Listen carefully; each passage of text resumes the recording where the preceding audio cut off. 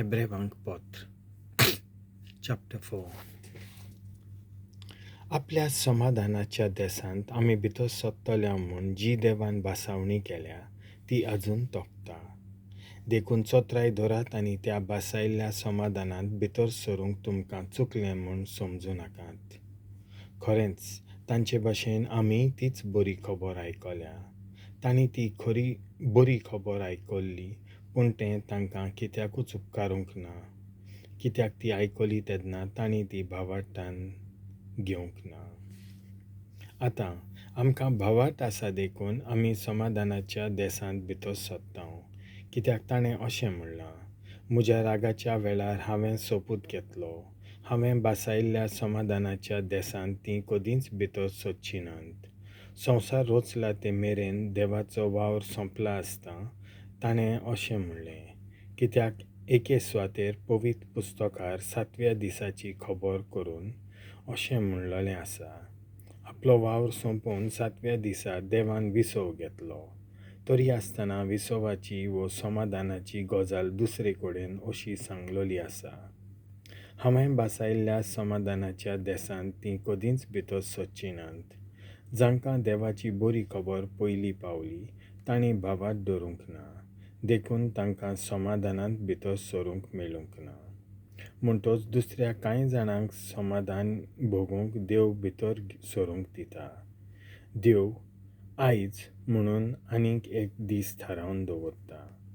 हें अशें गमून येता, आमी वयर उगडास केला त्या प्रमाणे जायत्या काळा उपरांत दाविदाचे तोंडी उलोवन देव अशें म्हणटा, आयज तरी ताचो ताळो तुमी आयकात, तुमची काळजां निबोर करूं नाकात.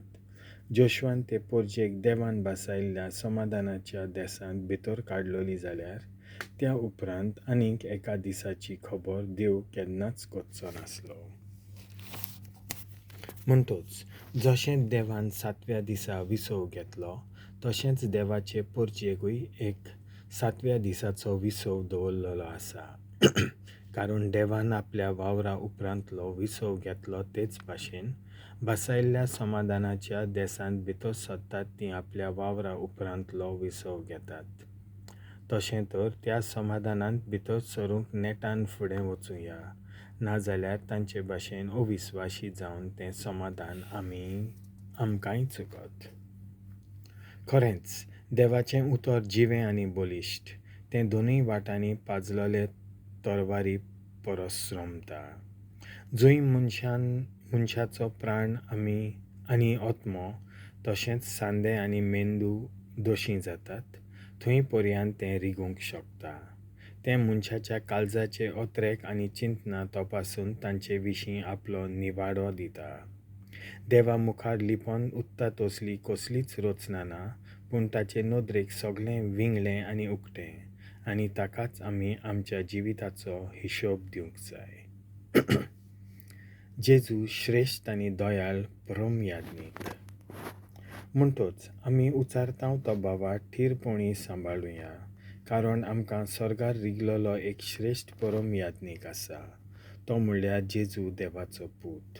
खरेंच आमचे भाशेन सगळ्या जिन्सांच्या ताळण्या कश्टांनी ताची परिक्षा जाली. तर विस्वासान देवाचे दयाळायेच्या शिवासना लागीं सरुया, थंय आदाराची आमकां गरज तेन्ना मेळटली आमकां काकूट आनी दयाळाय.